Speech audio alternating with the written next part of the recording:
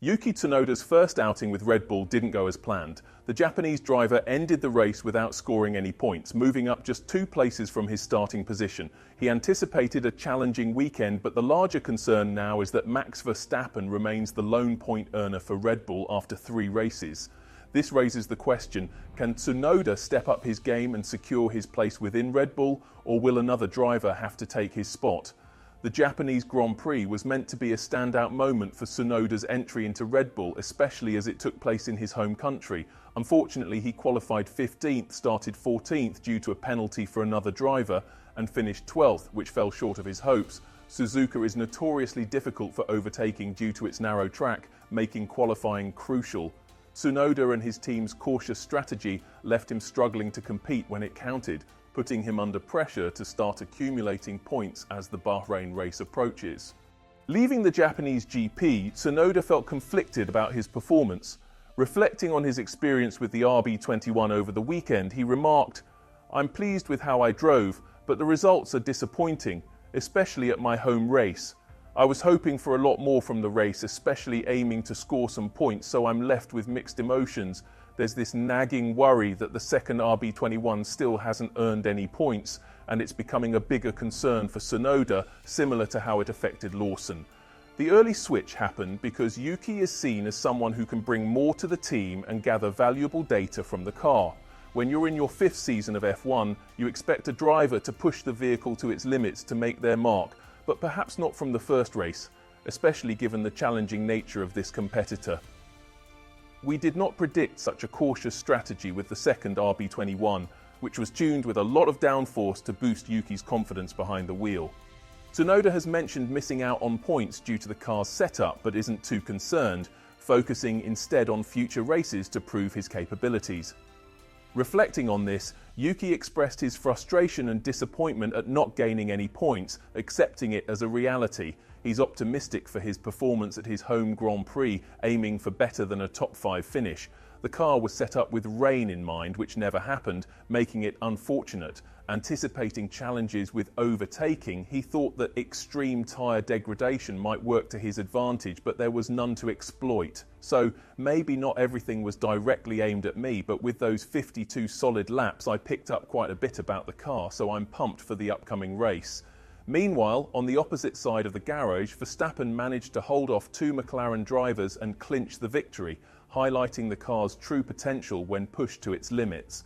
We didn't foresee Tsunoda bagging a 1-2 finish, even though he'd set his sights on a podium before the race started and wanted us to challenge him.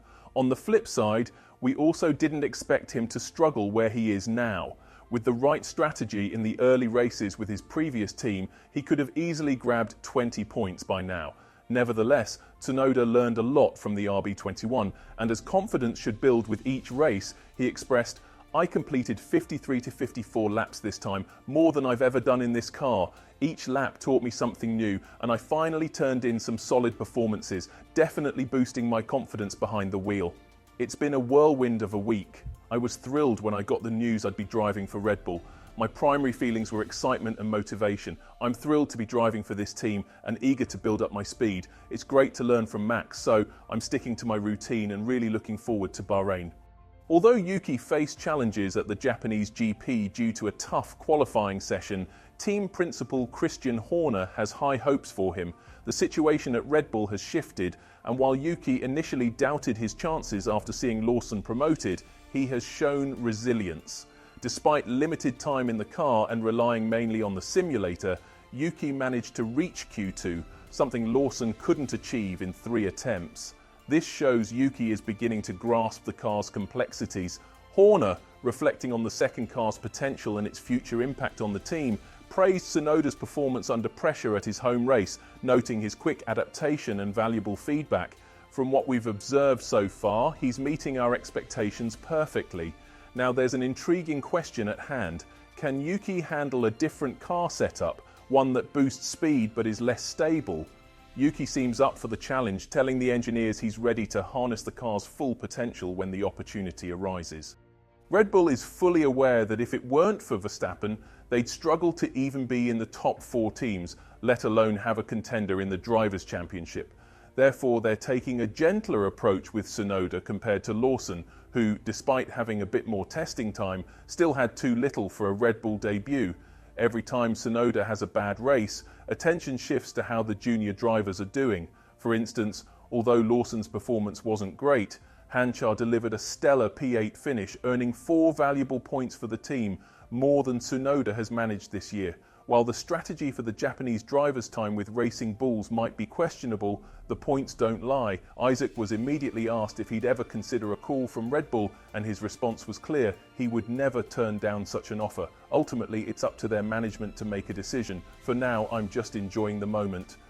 I believe Liam has more experience, especially since he was part of the team in 2023, which gives him an edge. However, I kicked off this year, so let's say we're on equal ground. We're really collaborating well. Many anticipate that Tsunoda will finish the season, as Marco promised, and no major changes are expected before the summer break. Yet, Red Bull is under pressure to implement crucial upgrades over the next 3 or 4 races. Failing to do so might mean missing their opportunity. Given all these circumstances, how do you feel about Tsunoda's performance in front of his home fans? More critically, do you believe he has the ability to recover from this setback and begin performing impressively again?